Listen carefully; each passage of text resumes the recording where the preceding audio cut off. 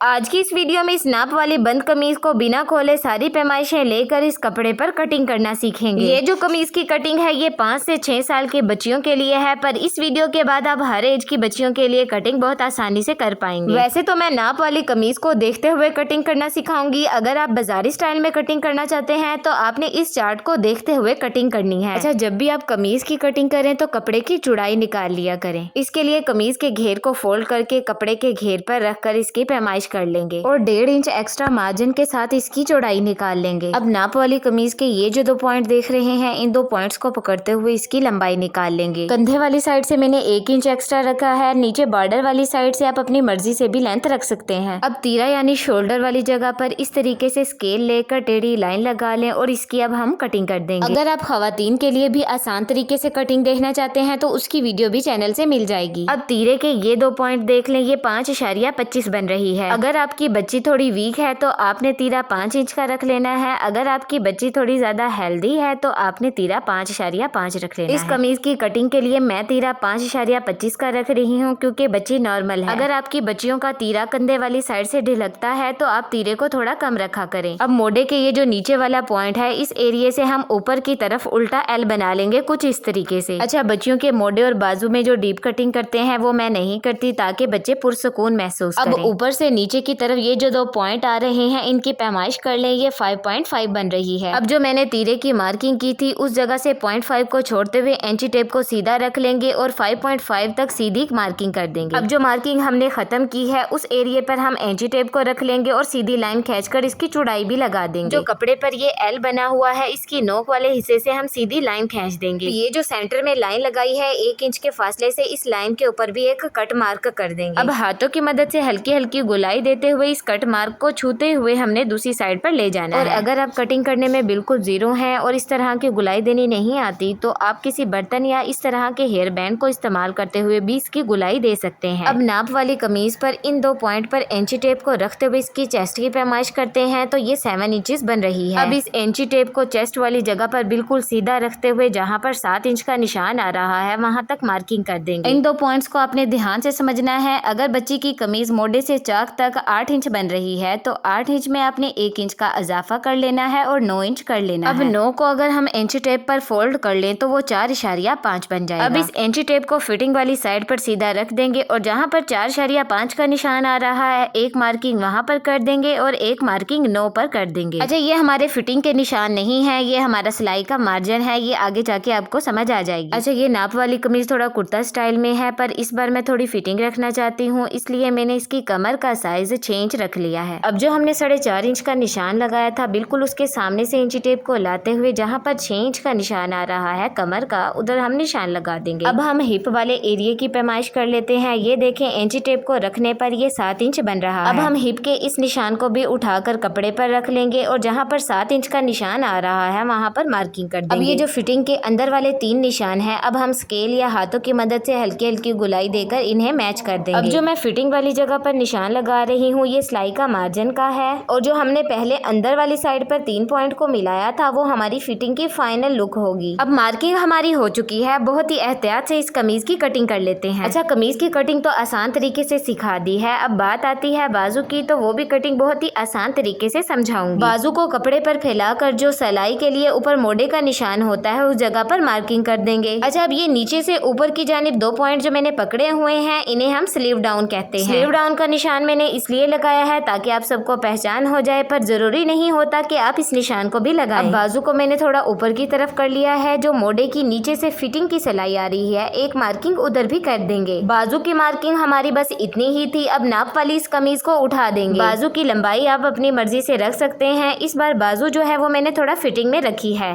یہ دیکھیں بازو کی فٹنگ دیتے ہوئے میں نے سلائی کا مارجن چھوڑ دیا تھا۔ اب یہ جو نشان نیچے کی جانب لگایا تھا اس جگہ پر ہم ہلکا سا کٹ دے دیں گے۔ اب نیچے سے اوپر کی جانب جو نشان لگا ہوا ہے وہاں تک ہم ہلکی ہلکی گلائی دیتے ہوئے اس نشان تک کٹنگ کر دیں گے۔ اچھا، بچیوں کی سلیوز اور آرم ہول کی کٹنگ کرتے ہوئے جو ڈیپ کٹنگ کرتے ہیں وہ میں بالکل نہیں کرتی۔ بچیوں میں یہ ڈیپ کٹنگ اس لیے نہیں کرتی تاکہ بچے کمفرٹ اور مزے میں رہیں۔ ویڈیو کے لاسٹ پر آپ سب سے ریکویسٹ ہے کہ ویڈیو پسند آئی ہو تو ویڈیو کو لائک اور چینل کو سبسکرائب کر لیں۔